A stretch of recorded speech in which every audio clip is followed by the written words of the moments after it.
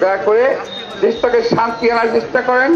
আপনারা কথা বলতে জানেন, আপনারা বলতে জানেন, আপনাদের বুদ্ধি আছে, আপনাদের বুদ্ধি, আপনাদের প্রজ্ঞা এই দেশকে গঠন করার কাজে লাগান। বিএনপিকে দোষারোপ করেন না, কারণ এই দেশের স্বাধীনতার জন্য শহীদ রাষ্ট্রপতি জিয়া রহমান জীবন দিয়েছে। এই দেশের স্বাধীনতার জন্য শহীদ রাষ্ট্রপতি জিয়া রহমানের পরিবার ধ্বংস হয়ে গেছে। এই দেশের স্বাধীনতার জন্য বিএনপির সাধারণ কর্মী বাহিনী আজকে ধ্বংস হওয়ার পথে। সুতরাং বিএনপির মতো দেশপ্রেমিক একটি দল বাংলাদেশে এই পর্যন্ত প্রতিষ্ঠিত হয় নাই।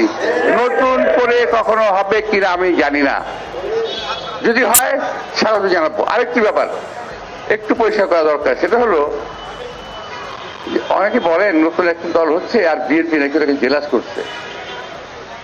এই কথা যারা বলেন তারা জাতির শত্রু। দল হবে, নতুন দল হবে কিংবা হবে না, যারা করবে তাদের উপর নির্ভর করে।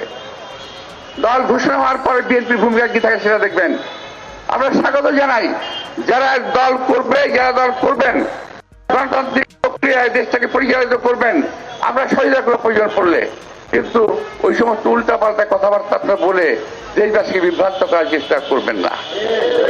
গণতান্ত্রিক দল, আমরা গণতন্ত্রের কথা বলছি, 17 বছর রাজপথে লড়াই করেছি। আজকে অনেকে বলেন 5ই আগস্ট যারা এনেছে তারা সকল কিছু অধিকার রাখে, ঠিক আছে, অস্বীকার 17 বছর রক্ত দিলাম যারা, আমাদের যাতে ঘর পুড়ল, আমাদের সংসার পুড়ল, তাদের কি হবে? আমাদের ইলিয়াস আলী গুম হলো, আমাদের চৌধুরী আলম গুম হলো, আমাদের প্রায় 5000 লোক গুম হয়ে গেল, আমাদের হাজার হাজার কমে জেল খাটলো।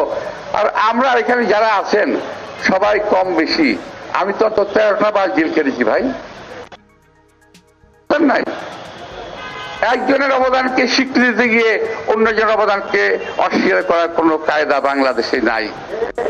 এবং যারা চেষ্টা করেন তারা অপচেষ্টাই করছেন, যারা চেষ্টা করেন তারা জাতিকে বিভেদ সৃষ্টি করার চেষ্টা করছেন জাতির মধ্যে।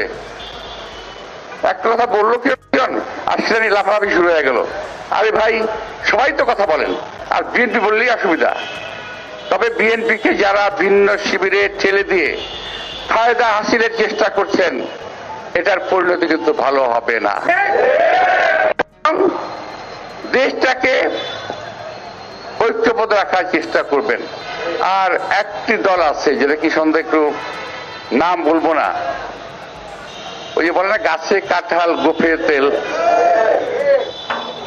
ক্ষমতায় যাওয়ার জন্য পাগল হয়ে গেছে। এবং তারা এমন ভাব করছে তারা যেন কিছুই জানেন না, ভাজা মাছটি উল্টে খেতে জানেন না। মাঝে মাঝে টুক করে বিএনপি সম্পর্কে দুই একটি কথা বলে ফেলেন। যাই হোক, আমি কারোর সঙ্গে সমালোচনা করবো না। আজকে এই তারিখ আমাদের আরাফাত রহমান